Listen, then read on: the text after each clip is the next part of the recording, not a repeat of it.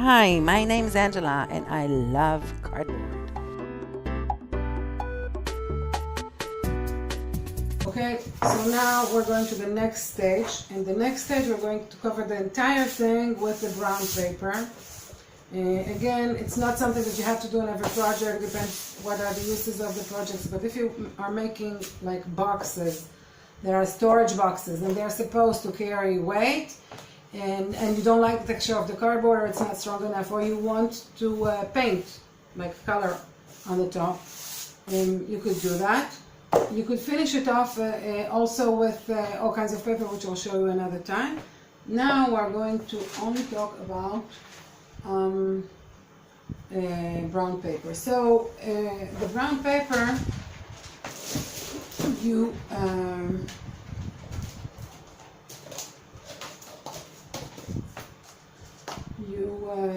in order to adhere the brown paper on top of the project, we need glue. The glue that I use and recommend is a combination of two glues, 2/3, 2 parts white glue PVA, 1 part wallpaper paste. Now wallpaper paste differs from one place to the next, from one brand to the next. So whatever I tell you is not necessarily true in your case. You might be able to find in your country also wallpaper paste that is already prepared, that is already diluted. Here I'm getting it in powder and I have to prepare it. So the best way to prepare it is put it inside a bottle and shake it for a while. Okay, so I'm going to do it with this bottle. And no matter what it says on the box, you need to multiply by 3 or 4 at least the recipe, because the recipe is actually meant for wallpaper and what we need here is more. So sometimes they say 1 spoon per bucket. What I do is I use 1 teaspoon per cup. And with time, after you are familiar with your glue, you will know what you need. So it might take some time, but you will know what you need. So I'm taking 1 teaspoon. Okay, this is not the glue that I use usually. Okay, I just want to make sure that it doesn't spill all around. So I'm preparing like a small funnel.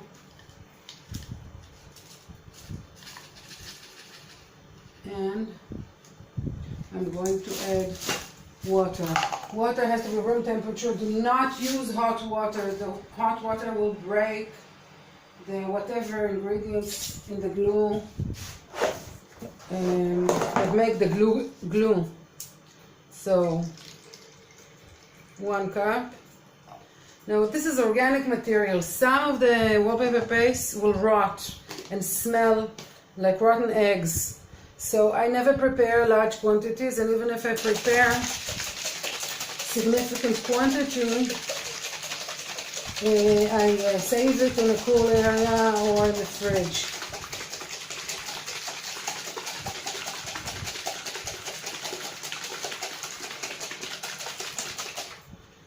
Some of them don't dissolve easily. Some of them leave chunks. So I'm not familiar with this brand, so I'm going to just have a look at whatever it is that I got. Okay, so this one is okay. No, you see there are chunks. So you can play with the chunks. If you don't play with the chunks, you have to add powder to it. Okay.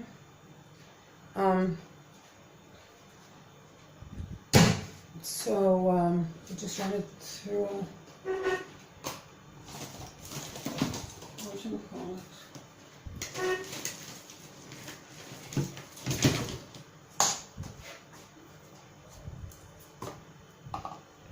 Here to get rid of the chunks.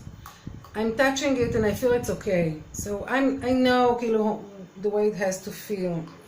It might take you some time, you know, to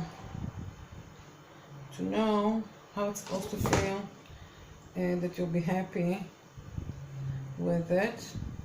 But basically, it has to be thicker than what they say on the box. Do not just ignore the instructions on the box. Make it a lot thicker.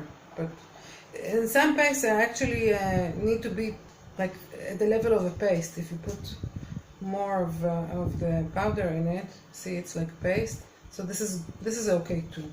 It's greatly a matter of like how do you like it.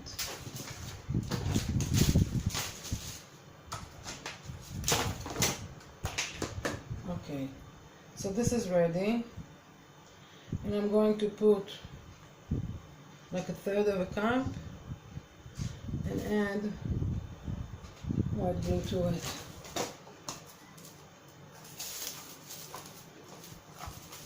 Now, I like to work with my hands. You do not have to work with your hands. You can use a sponge. I also don't like to pre-mix. I like to make small quantities, but you can definitely pre-mix it if you're doing large projects or maybe lots of those.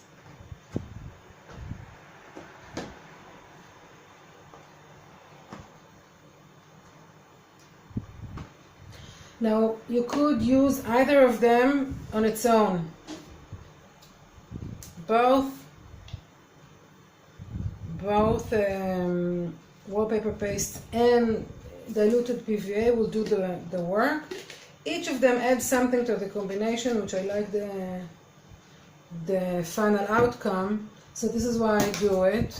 And just in case whatever it is that you get is not good enough, the other one will cover for the first one. So this is my recommendation, but you can dilute the white PVA and do the same work with diluted PVA, and you can also do the whole thing with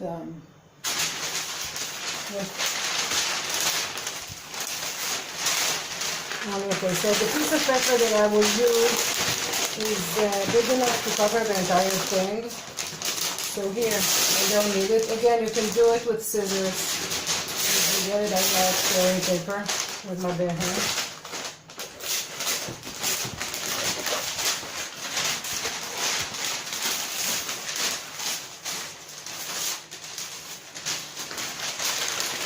So,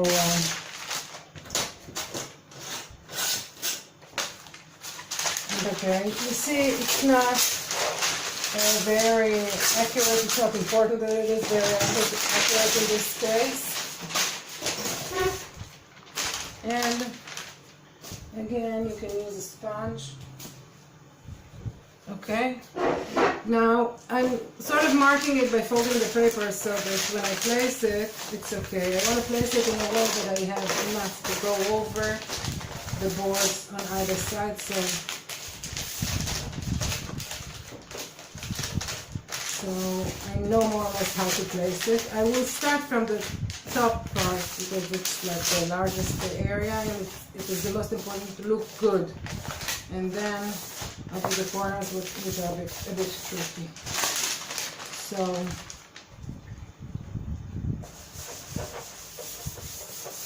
now if you're not confident about the glue, you can put the glue both on your surface and on the paper, like this.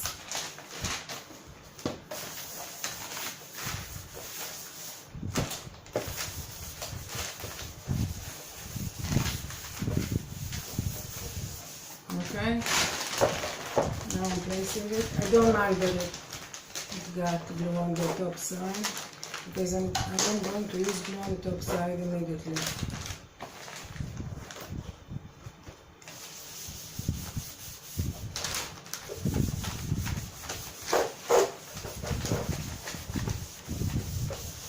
Now here's the thing.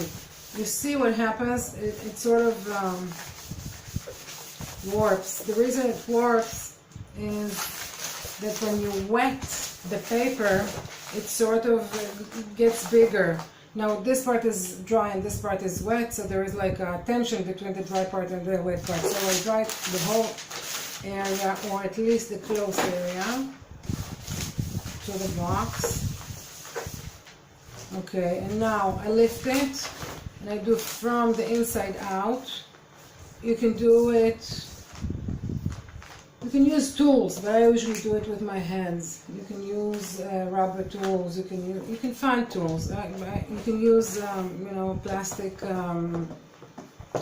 credit card, but this is the way I do it.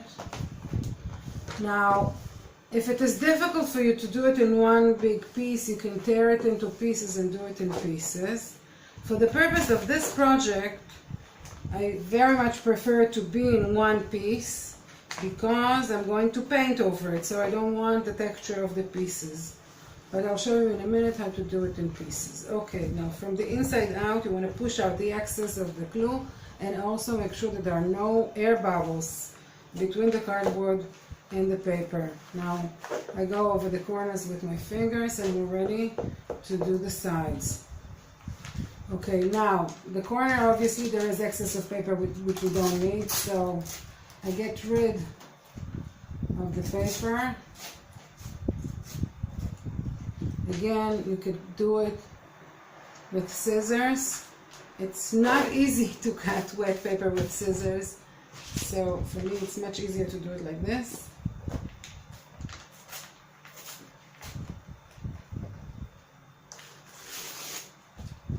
Okay, you want the tear to reach at the corner. It doesn't have to be very straight. It can even be shorter than you need, but it has to come all the way to the corner itself.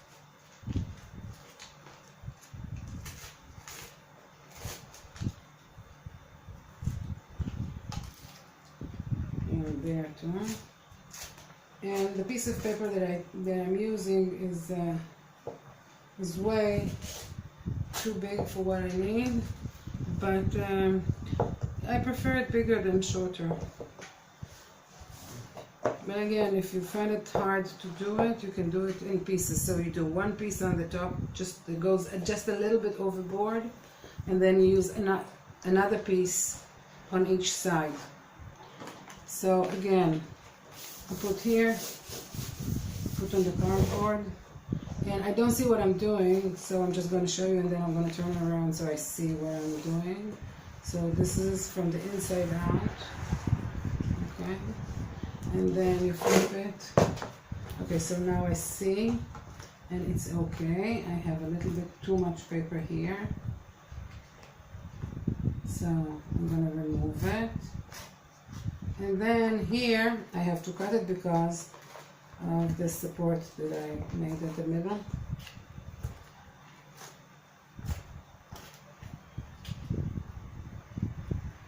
So I can do this.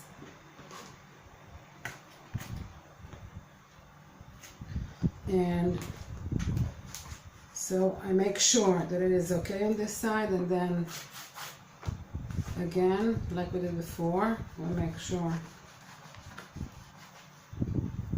that it's like right there.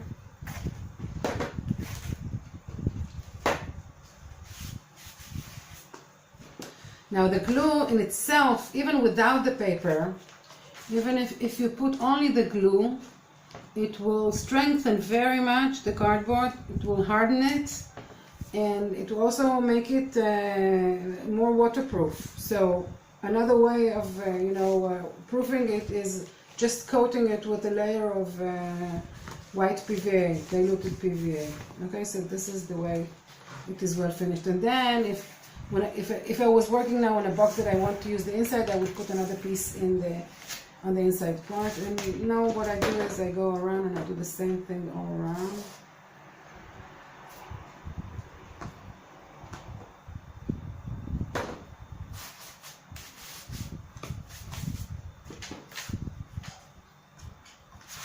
I'm going to try and show it too, so I make sure that it is okay here, and then here, and here. Now we see it on the inside. And then I stick my finger in the corner, because when it dries, it shrinks. And if it's not well stuck in the corner, it will like lift from the corner. So this I don't need. It's not doing me anything.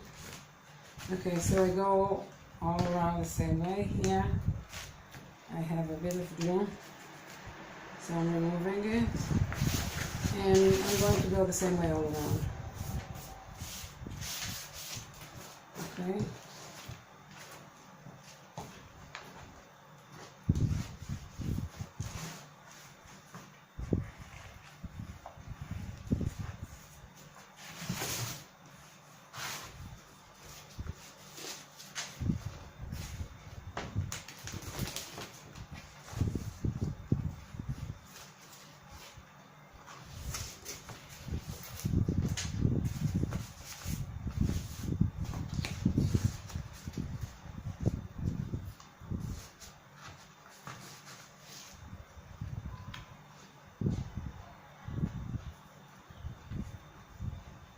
I'm sort of sculpting the corners, making sure there's no excess paper anywhere, and if there is, I'll make sure it's gone. I'm not leaving any excess paper. Like this little bit, I'm like placing it carefully so that the corner is well finished.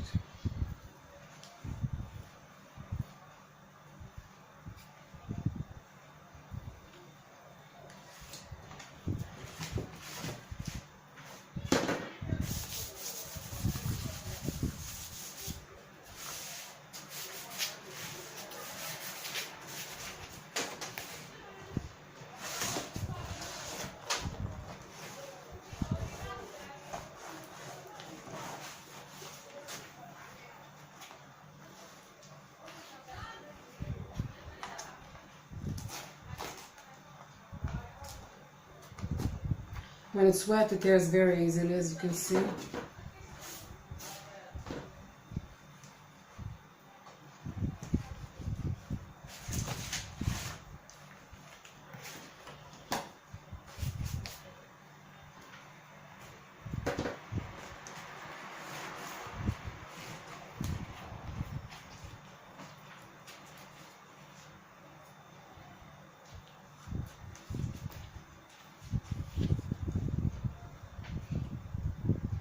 Okay, so I see that the corner is somewhat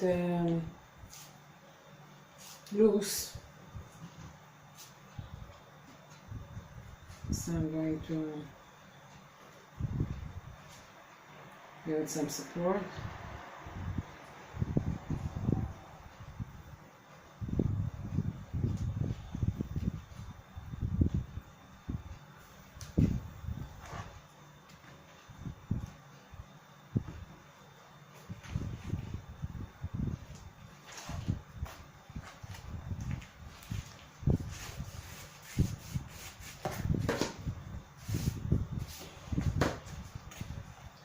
And sometimes it warps and you can't flatten it, so a little tear will help, like what I just did.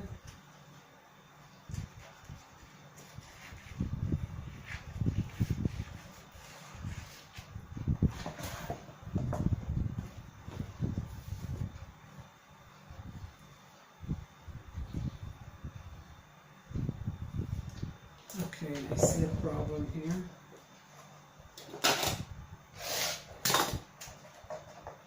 So this is a way to fix things.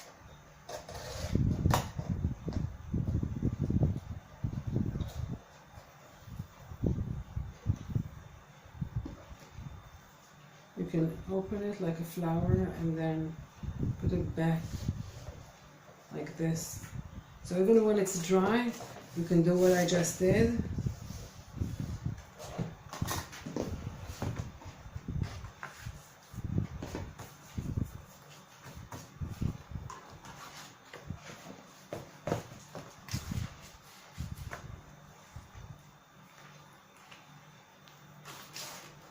Okay, so there it is ready.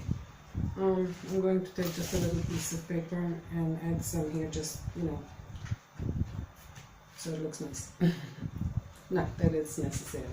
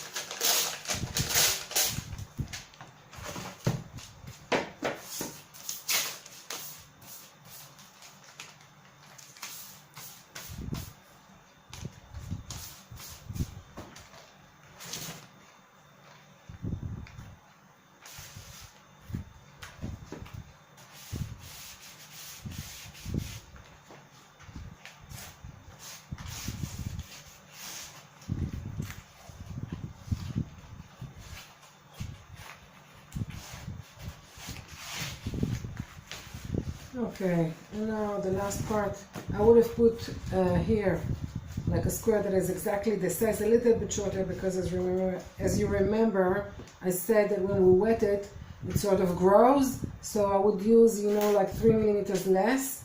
And I said I'm going to show you how to do it in pieces. So this is the way you do it in pieces. You tear it into small pieces, and you just overlap them one on top of the other. It's very strong, and it makes also very interesting texture, but you have to remember that it makes texture. If for any reason, like what I just said, because it's an art project, I do not want the texture, it's not a good method. And the part that you don't want to see texture, you should use the method of doing it in one big piece all over. Okay, so this is a good way to use up everything that's left.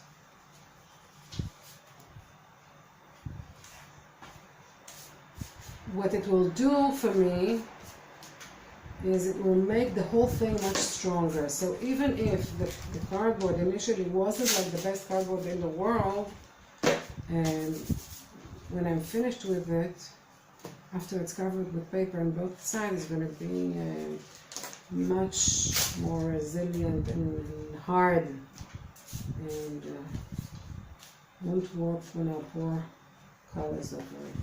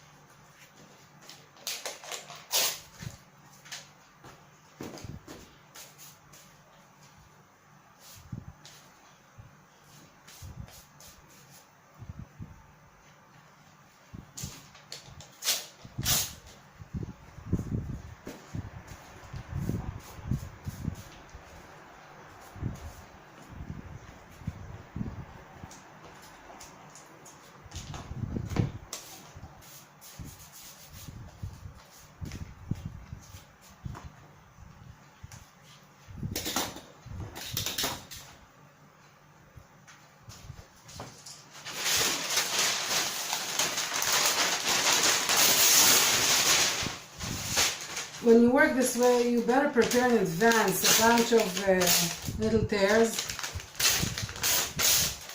Like you prepare it and then work on that all at once.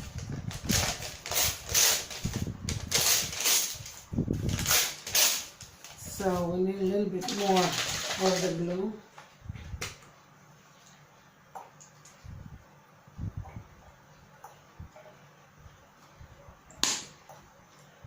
And more of the white glue.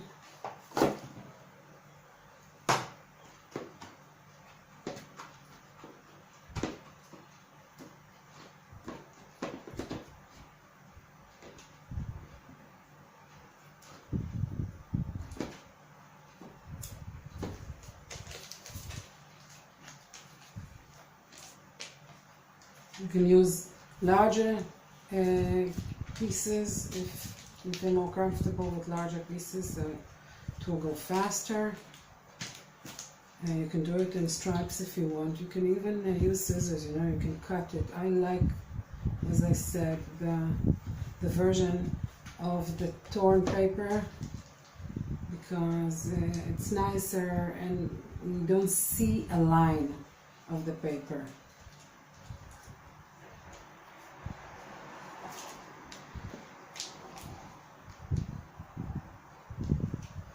So even here, I'm covering the line of the paper that's on the bottom.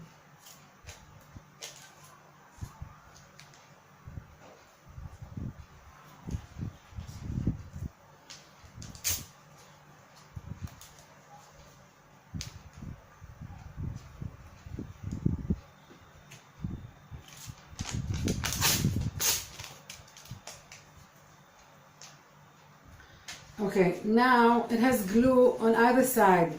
So when I leave it to dry, I need to leave it on something. First make sure that it doesn't, nothing stuck to it when we were working.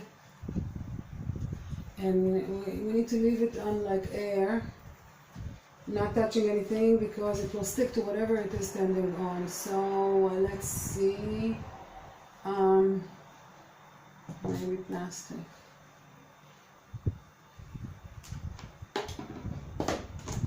And also you don't want to put it on something that will leave a mark. So I will use this.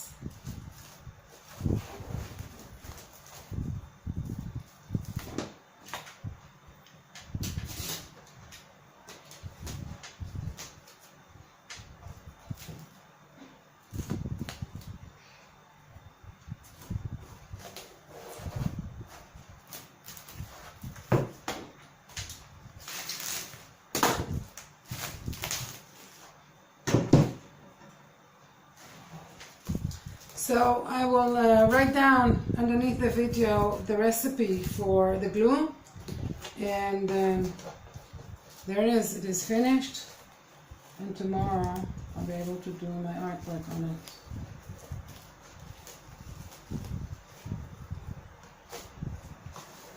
Okay, that's okay. Okay, so see you next time, and if you like it, subscribe, give me the thumbs up, and write me a comment. And if you have suggestions for the language, the terms that I use, and if you can tell me to use another word, I would love to hear that. See you next time. So you know the drill. If you like the video and want to see more, give me the thumbs up. If you want to see more of my videos, subscribe to my channel.